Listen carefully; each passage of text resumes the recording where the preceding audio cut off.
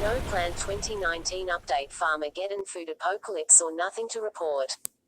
U.S. farmers have always seemed to struggle financially. In 2018 the Gov rulers predicted farmers would have another bad year. However, they promised 2018 losses would be made better this year. 2019 with a 10% increase in profits. The .gov's forecasted a 10% increase in profits this year for farmers. One must wonder what science they used to formulate their wise guidance. Jacobs of NOAA on the other hand was accurate when he predicted the 2019 planting season would get wrecked with floods. NOAA warned this is shaping up to be a potentially unprecedented flood season, more than 200 million people at risk for flooding in their communities.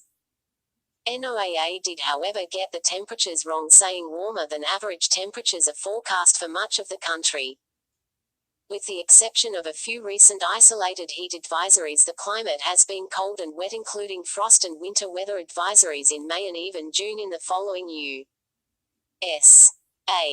states: Nevada, Idaho, California, Oregon, Minnesota, Wisconsin, and Michigan. Despite the seeming exaggerated forecast, flood severity and duration have proven to be worse than NOAA warned. 2019 spring floods have washed surplus grain storages down the Mississippi along with unknown gallons of poison pesticides and fertilizers. The 12 months that ended with April were the wettest ever. 2019 may be the wettest planting season in USA history. Some estimate 6 to 10 million acres of no plant. By the May 2019 planting season in states like Illinois, Indiana, Iowa, Ohio and Michigan, only 39% of soybean acres had been planted compared with an average 79% over the past 5 years. 67% of corn acres are in the ground, compared to an average of 96%. Such delays are unprecedented according to USA Today.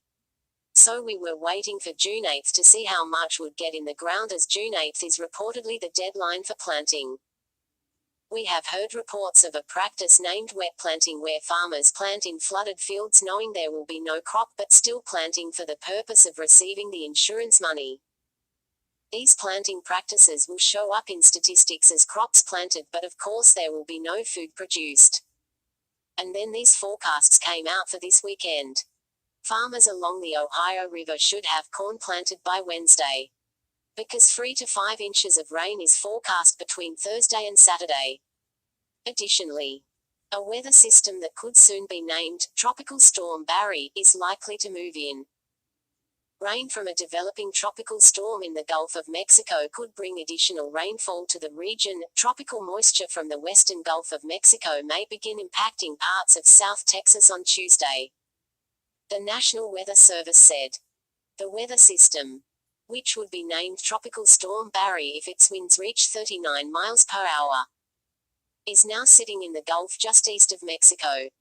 Locally in Missouri, nearly 400 roads are closed, including part of U.S. 136. Multiple levees in the state of Missouri have been breached, and a number of small towns are now totally underwater. The small town of Levacy in northwest Missouri's Jackson County was underwater Saturday after a levee breach along the Missouri River. Officials there were conducting water rescues by boat, according to the Associated Press, but no injuries were reported. In Howard County in central Missouri, the river topped a levee, prompting evacuations in Franklin, New Franklin, and a stretch along Highway 5 from the Boonville Bridge to New Franklin. App reported. In West Alton and Alton, where the Missouri and Mississippi rivers meet, floodwaters are expected to rise another 3 feet by Wednesday. The St. Louis Post-Dispatch reported. Some buildings in Alton are already surrounded by water, and the floodplain in West Alton is covered.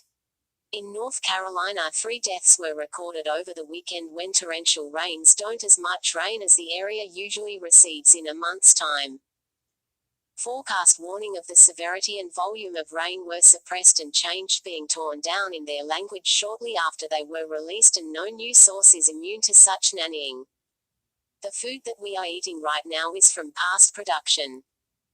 The crops that are being grown now represent food that we will be eating in the future. And right now it looks like a whole lot less food will be produced than we expected. That means that food prices will start going up.